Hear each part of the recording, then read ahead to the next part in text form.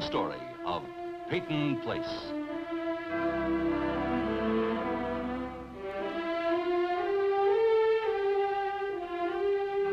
Starring Dorothy Malone as Constance Mackenzie, Warner Anderson as Matthew Swain, Ed Nelson as Michael Rossi, and Mia Farrow as Allison Mackenzie.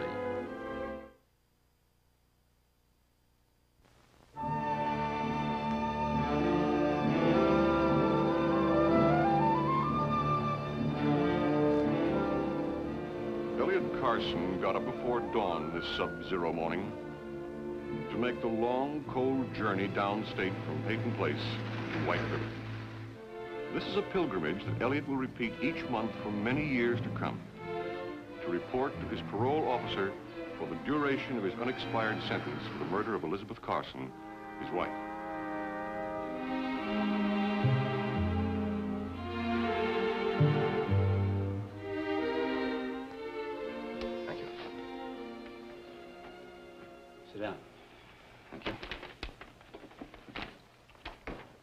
Well, Mr. Carson, how's your job working out?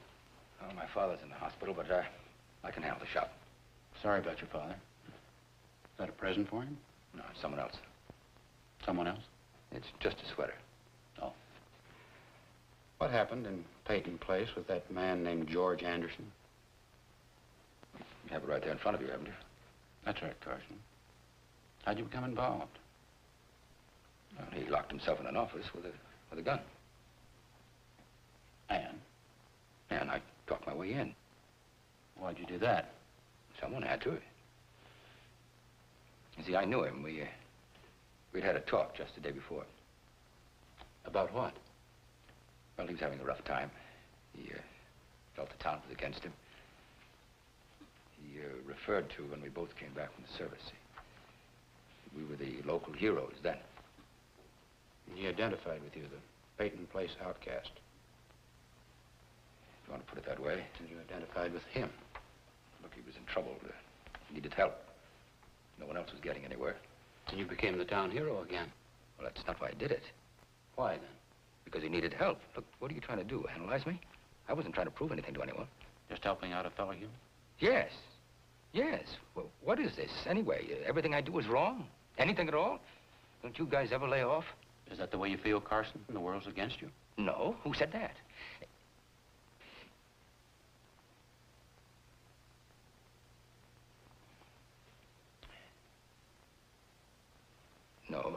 No, that's not the way I feel. Okay? You do have a low boiling point. I was just testing it, Carson, that's all. Personally, I think you did something admirable. Thanks. Put a gold star on my record. That you didn't have to say. I suppose you're right. See you next month. Next month. I'm looking forward to it. That I didn't have to say either, did I? Carson, I'm on your side. And my job is to try to help you stay out of trouble. Remember that. Yeah. All right, I will. Thanks. Carson, you forgot this. A present for someone? Thanks. Thanks for reminding me.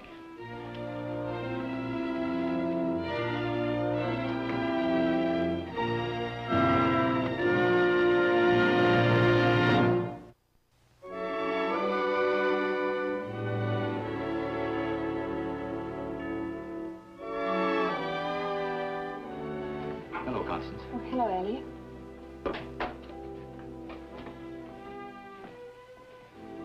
I want to thank you for the book you sent my father. You're welcome, Elliot. I hope you liked it. When are they going to operate? The day after tomorrow.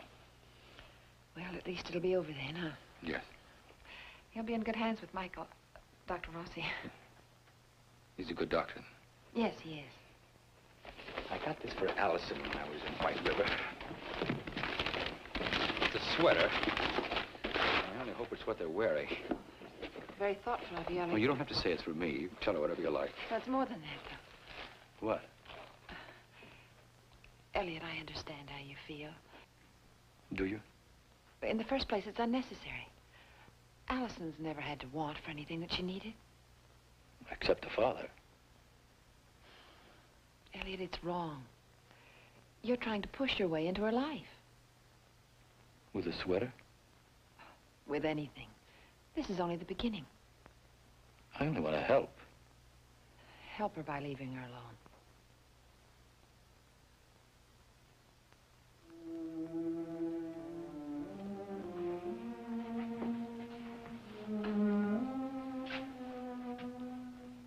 You're telling me to forget I have a daughter.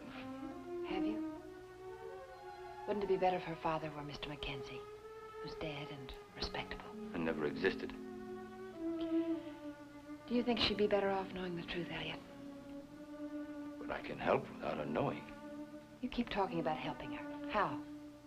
By giving her a sweater. Do you think that's what it means to be a parent? I wish I could afford to do more. But you can't. And even if you could, it's too late now. The pattern's been formed. I've had to be both mother and father. I've had to be the answer to all her needs and all her problems. And then, now, just because you want to give her a... All right. All right, you made your point.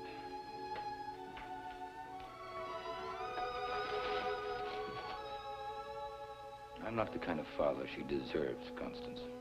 I'm not any kind of a father. And I find I do have a feeling about her. And that's all I meant by the sweater. It's a feeling.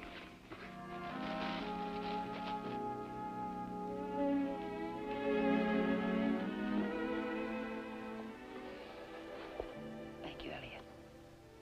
Thank you, Connie. Well, I guess we've just been doing what all parents everywhere do. Argue about their kid. But we're not like all parents everywhere, are we, Elliot? No. No, we certainly are not. Goodbye, Connie.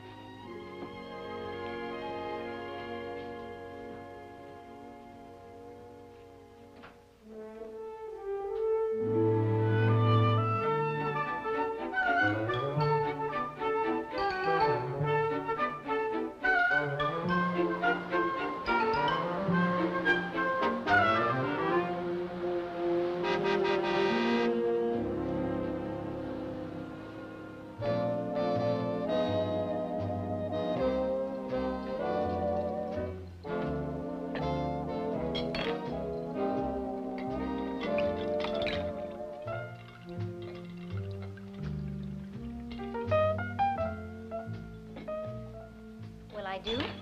You'll be a smash. If you'd like a drink to settle your nerves? No, I don't think so. I always need one. Just to unwind. Phil taught me how to make them. Have you known Phil long? About a year. Here, have one anyway. Come on. I met him as you're going to meet Roy on a blind date.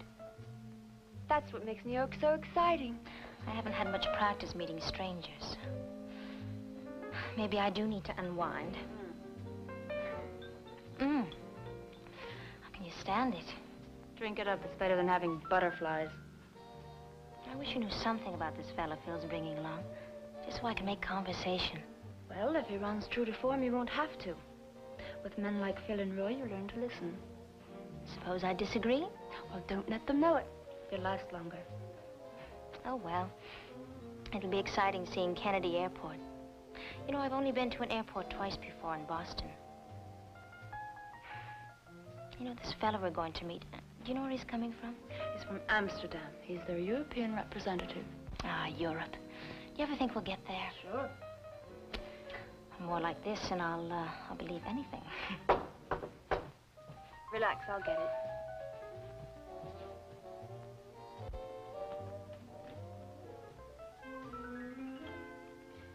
Come here. Hi, sweetie. Well, let's have a look at you. Alike. Sharon, honey, this is Roy. Well, what did I tell you? Nellie gave you quite a build-up, Sharon. I could hardly stand the suspense. No wonder he's VP in charge of sales. Hello. Come on, this way.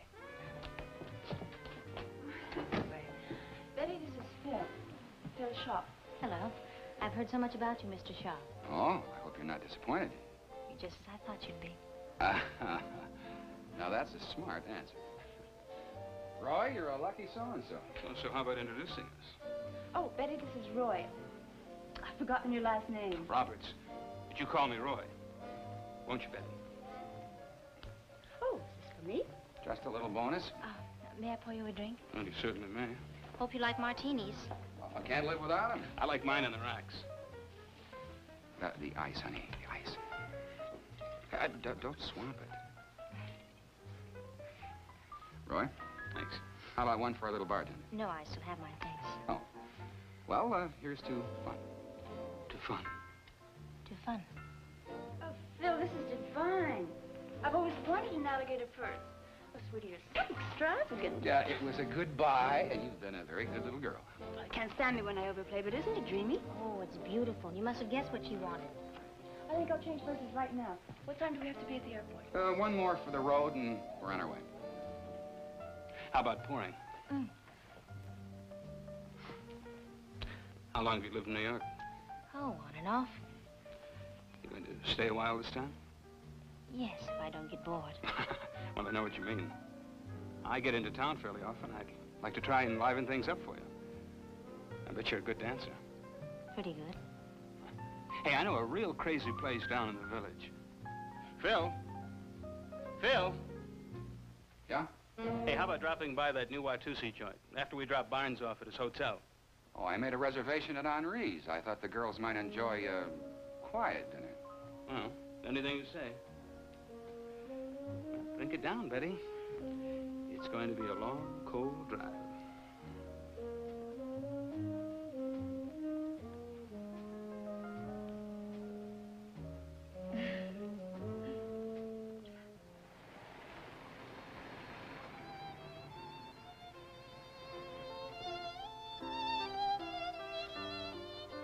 I don't think we have to have that, huh? Wonder what people did before there was radio. When they ran out of conversation on the way home. I just felt like listening to some music. You didn't feel like talking to me, did you? Wasn't much of an evening, I suppose. A rather silent dinner, a dull basketball game, and a long, quiet drive home. It wasn't really exciting, was it? Sounds kind of conventional. Somehow I never thought I'd use that word to describe our relationship. What happened to it, Connie? I had a good time tonight. I didn't find it unexciting. I did. We can make up for it, though. It's getting late, Mike. Well, that's a classic excuse of the reluctant lady. All right, I've been worried about Allison. I don't like leaving her alone. I think you worry too much about Allison. If that's really who you're worried about. Oh, it's everything. I know you have problems. And I don't want to bore you with them. You didn't bore me. It's just that sometimes a man wants to be something other than a sympathetic ear. What do you want us to do, sit out here in court like teenagers? Well, if you'd have been in a different mood, we could have gone to the cottage. It's a small town, Mike. Well, you didn't think it was too small a few weeks ago. I mean, what is it, Connie? I mean, sure, that's part of it, but there's more to it than that. Now, be honest with me. Why is it whenever we want to talk, I want to talk to you, or I want to kiss you, there's always something. Whenever I want to think of we might have a future together, I'm always tripping over your past all of a sudden. It's just like an obstacle course. We always have to think of something else or someone else, someone other than ourselves. There are other people in the world, and I can't pretend they don't exist. What do you expect of me? Or us? You want us to behave like giddy teenagers? Or do you want to take that 90-mile ride to Boston and get married? Is that it? Just tell me and we'll go. We'll go right now. Is that the only way you could do it?